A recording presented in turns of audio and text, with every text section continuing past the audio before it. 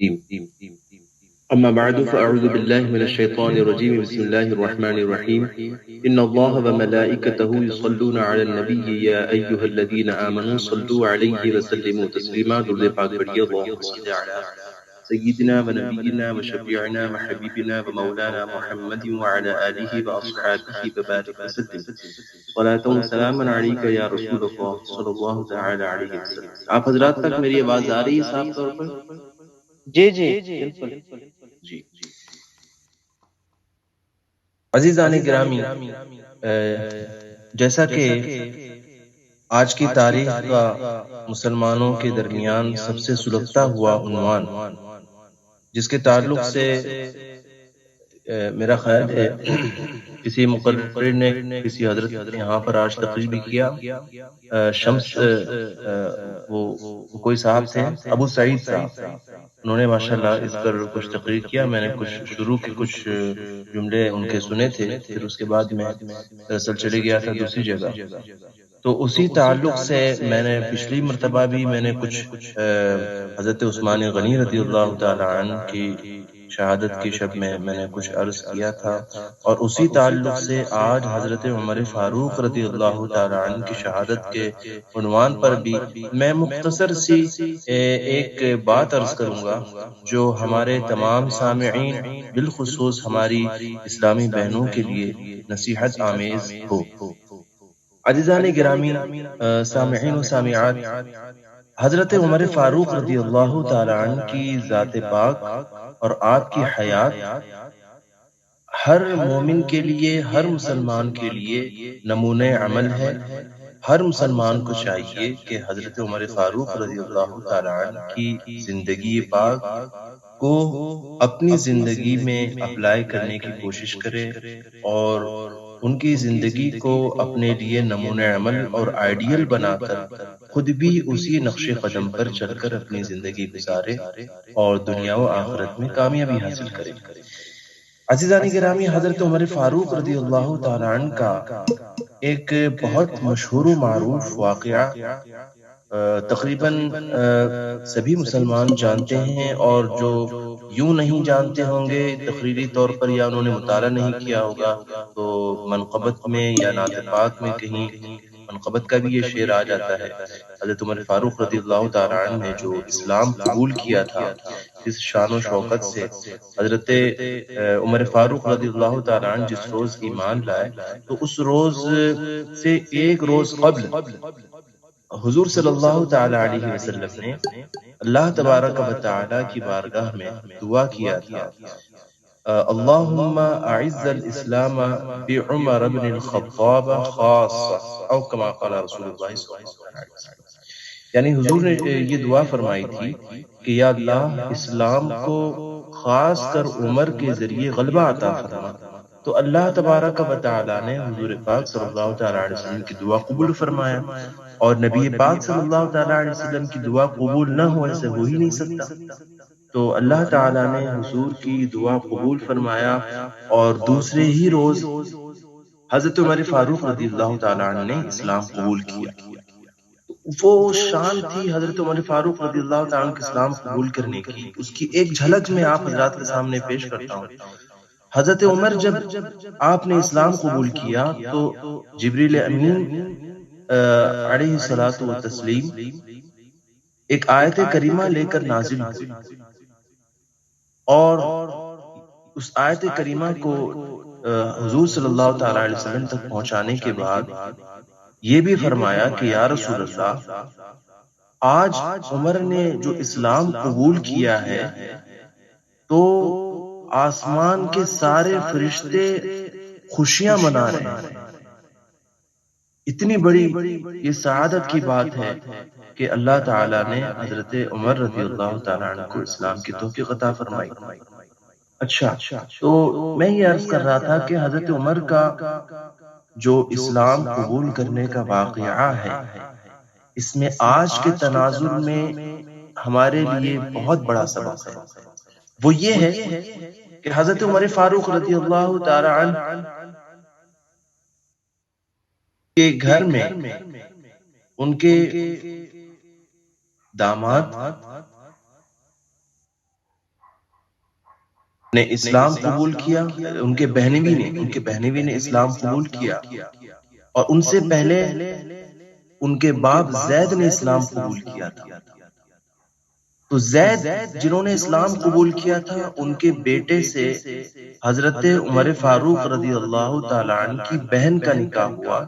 حضرت عمر فاروق رضی اللہ تعالیٰ عنہ کی بہن کا نام بھی فاطمہ تھا۔ تو حضرت عمر فاروق رضی اللہ تعالیٰ عنہ کے بہنوی نے جب اسلام قبول کیا تو آپ کی بہن حضرت فاطمہ نے بھی اسلام قبول کیا۔ جب عمر فاروق رضی اللہ تعالیٰ عنہ معاذ اللہ حضور صلی اللہ تعالیٰ علیہ وسلم کے قتل کے ارادے سے گئے تھے، جب نکلے تھے تو ایک صحابی، ایک شخص روک کر کہنے لگے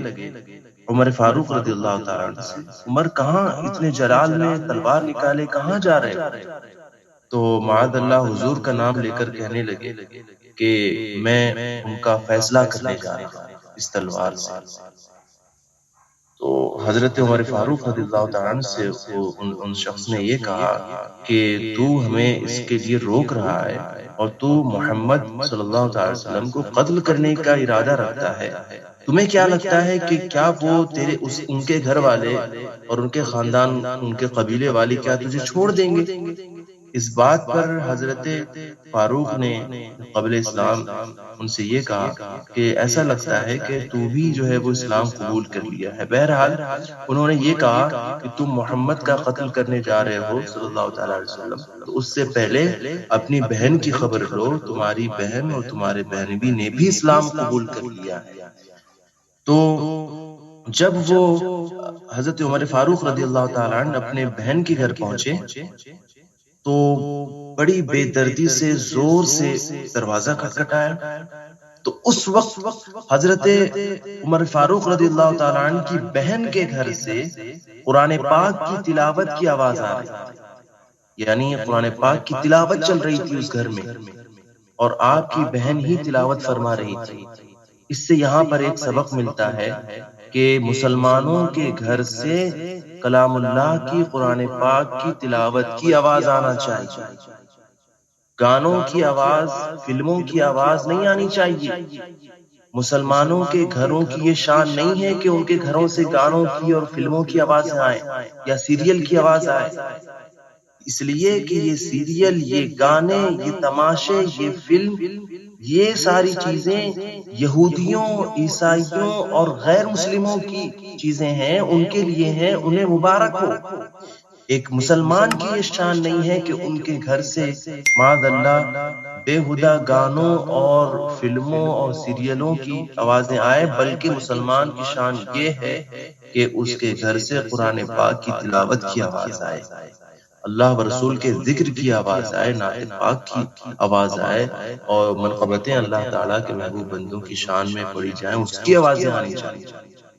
تو یہاں پر یہ سبق ملتا ہے، لہذا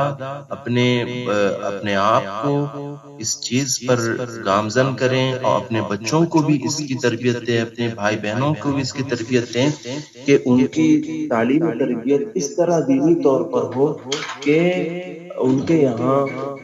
جو ہے وہ قرآن پاک کی تلاوت ہو اور نعت پاک پڑھی جائے، نہ کہ گانے اور فلم۔ آج پڑھتے ہیں، میں عرض کر رہا تھا کہ جب حضرت عمر فاروق رضی اللہ تعالیٰ عنہ گھر میں داخل ہونے کے لیے باہر آئے تو قرآن پاک کی تلاوت ہو رہی تھی۔ بہرحال دروازہ کھلا اور حضرت عمر فاروق رضی اللہ تعالیٰ عنہ نے جب دیکھا تو کہا کہ تمہارے گھر سے کچھ پڑھنے کی آواز آ رہی تھی اور لگتا ہے کہ تم نے اسلام قبول کر لیا ہے۔ اولاً تو یہ ہوا کہ کچھ بحث ہو گئی ان کے بہنوی سے، اور پھر اس حد تک نوبت آ گئی کہ ہاتھا پائی ہو گئی، اور حضرت عمر فاروق رضی اللہ تعالیٰ عنہ نے اپنے بہنوی کو بہت مارا، بہت زد و کوب کیا۔ ان کی بہن حضرت عمر فاروق کی بہن آئی چھڑانے کے لیے تو اپنی بہن کو اتنی زور سے جھٹکا دیا، اتنی زور سے دھکا دیا کہ ان کا سر جا کر لگا دیوار میں اور خون خون ہو گیا، لہو لہان ہو گیا، سر پھٹ گیا۔ اور انہیں بھی حضرت عمر فاروق اپنی بہن کو بھی انہوں نے مارا پیٹا اور زد و کوب کیا، اور حضرت فاطمہ جو حضرت عمر فاروق رضی اللہ تعالیٰ عنہ کی بہن تھی، اس وقت آپ یہ بتائیں کہ عمر فاروق رضی اللہ تعالیٰ عنہ کا معاملہ یہ تھا کہ ان کے خاندان میں جو بھی اسلام قبول کیا تھا وہ اس کے ساتھ یہی سلوک کرتے تھے، یہاں تک کہ ان کی باندی حضرت عمر فاروق رضی اللہ تعالیٰ عنہ کی باندی لبینہ نام تھا اس کا، اس نے بھی اسلام قبول کیا تھا، اس سے بھی بہت مارتے تھے۔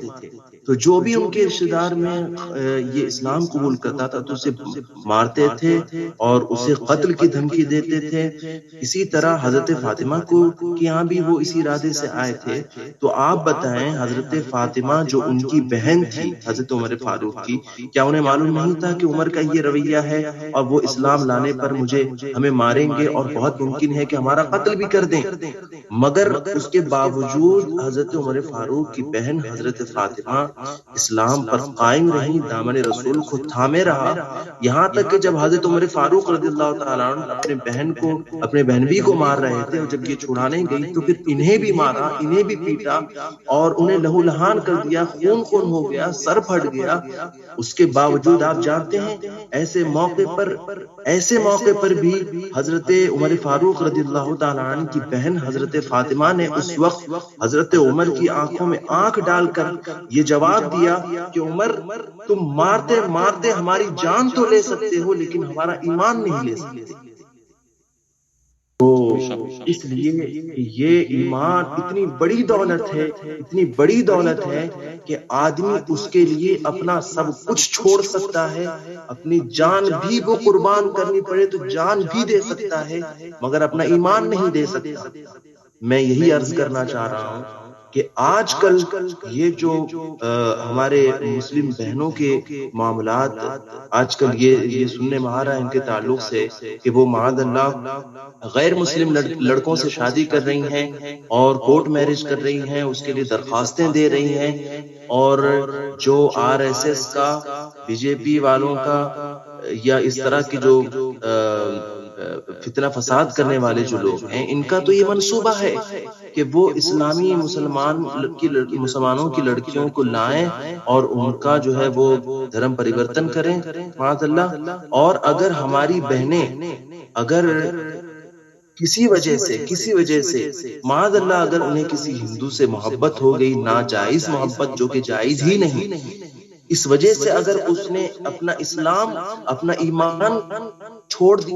اسلام چھوڑ دیا تو بتائیں کیا ایمان کی دولت اتنی سستی ہے کہ کسی سے ناجائز محبت کی بنیاد پر اس ایمان کی دولت کو چھوڑ دیا جائے؟ یا آج کل اس طرح کا پروپیگنڈا بھی ہو رہا ہے کہ مسلمانوں کی لڑکیوں کے نمبر جو ہے وہ خاص طور پر لیے جاتے ہیں اور انہیں RSS والے آپس میں شیئر کرتے ہیں اور کہتے ہیں کہ اس نمبر پر فون لگاؤ، اس نمبر پر کانٹیکٹ کرو، واٹس ایپ میسج کرو، مسلمان لڑکا بن کر انہیں اپنے قریب کرو، انہیں اپنی محبت کے جال میں پھنساؤ اور اس طرح سے جو ہے وہ مسلم لڑکیوں کو اپنے پالے میں لانا ہے اور اپنے ہندو بنانا ہے اور ان سے شادی کرنا ہے معاذ اللہ۔ تو اتنا بڑا یہ پروپیگنڈا چل رہا ہے پورے ملکی سطح پر، جس سے ہر مسلمان کا واقف ہونا ضروری ہے، اس سے بچنا ضروری ہے۔ ہر مسلم بہن کو اس سے بچنا بہت ضروری ہے۔ آپ کو رانگ نمبر سے فون آ سکتا ہے مسلمان کے لڑکے سے، رانگ نمبر سے آپ کو واٹس ایپ پر میسج آ سکتا ہے، آپ کو ٹویٹر پر میسج آ سکتا ہے، آپ کو فیس بک یا انسٹاگرام پر میسج آ سکتا ہے۔ آپ اس طرح کی چیزوں میں بالکل ملوث نہ ہو اور ایسوں کا بالکل جواب نہ دیں۔ کیا ضرورت ہے کسی کا رپلائی دینے کی؟ اس لیے کہ اگر خدا نخواستہ کچھ معاملہ ہو گیا تو پھر ہماری بہنوں کا کیونکہ دل نازک ہوتا ہے تو وہ پھر جو ہے وہ معاذ اللہ ایسا ہوتا ہے، وہ ایسا گمراہ کرتے ہیں کہ وہ پھر ایمان چھوڑنے پر، اسلام چھوڑنے پر مجبور کر دیتے ہیں۔ اور شیطان بھی اس میں پوری طرح لگا ہوتا ہے کہ وہ دل کے خیالات کو جو ہے وہ اس طرف راغب کرے اور ایسے خیالات ڈالے اور اس پر مجبور کرے۔ لہذا میں اپنی بہنوں سے خاص طور پر یہ کہوں گا، اور جو معلمات ہیں جو بیان کرتی ہیں وہ بھی جو ہے وہ خاص طور پر اس عنوان کو جو ہے وہ اپنی تقریروں میں اور اپنے بیانات میں اپنی مجلسوں میں اٹھائیں اور اپنی بہنوں کو روکیں اور اپنی ماؤں کو جو مائیں ہیں انہیں یہ بتائیں کہ اپنی بچیوں کی پرورش اس طرح کریں کہ وہ اس طرح کے پروپیگنڈے میں نہ پھنسیں، اور جو ہمارے اسلاف کا جو عمل تھا، جو اس زمانے کی مسلمان عورتوں کا، صحابیات کا جو عمل تھا، انہی کے عمل پر جو ہے وہ خود بھی عمل کریں اور انہیں اپنا آئیڈیل بنائیں کہ وہ جب اتنی تکلیفوں، مصیبتوں اور جان کی قربانی دینی پڑ جائے اس وقت بھی وہ اپنا ایمان اور اسلام نہیں چھوڑتی تھی، تو پھر ہم کیسے یہ چھوڑ سکتے ہیں؟ خاص کر کے جو کالج میں پڑھنے والی لڑکیاں یا جو لڑکیاں دین سے دور ہیں، ایسی لڑکیوں کو یہ معلمات ہماری مسلم بہنیں انہیں جو ہے اپنے قریب کریں اور انہیں بتائیں کہ آج کل یہ جو پروپیگنڈا چل رہا ہے اس سے بچیں، اس سے پرہیز کریں۔ اللہ تبارک و تعالی ہماری بہنوں کی حفاظت فرمائے، اور اس پر میں ایک خاص بات اپنے بھائیوں سے بھی یہ ذکر کر دوں، اپنے لڑکوں سے یہ ذکر کر دوں، مسلمان لڑکوں سے، کہ نہ ہمیں کسی ہندو لڑکی کو بھی اپنے یہاں نہیں لانا ہے، کسی ہندو لڑکی کو بھی یہ نہیں کرنا ہے کہ کوئی ہندو لڑکی کو ہم جو ہے وہ لے کر آئیں اور پھر جو ہے وہ اس سے معاذ اللہ محبت کریں ناجائز، اور یا جو ہے ان سے شادی کریں، یہ سب بھی نہیں کرنا ہے۔ اس میں بھی خطرہ ہے کہ وہ معاذ اللہ وہ اگر ہندو لڑکی ہے تو وہ اپنے جال میں پھنسا کر اسے جو ہے وہ اسلام چھوڑنے پر مجبور کر دے۔ ہمارے لیے اسلام کافی ہے، مسلمان کافی ہیں، اور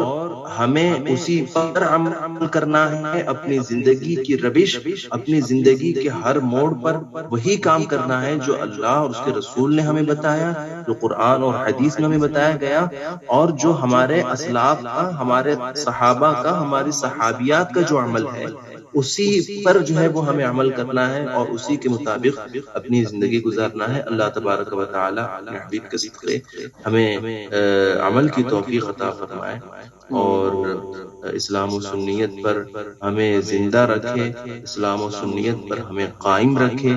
اور اسی پر ہمارا خاتمہ فرما، ایمان کی اس دولت کو سنبھال کر اپنے سینے میں قبر تک لے جانے کی توفیق عطا فرمائے۔ اللہ تبارک و تعالی ہماری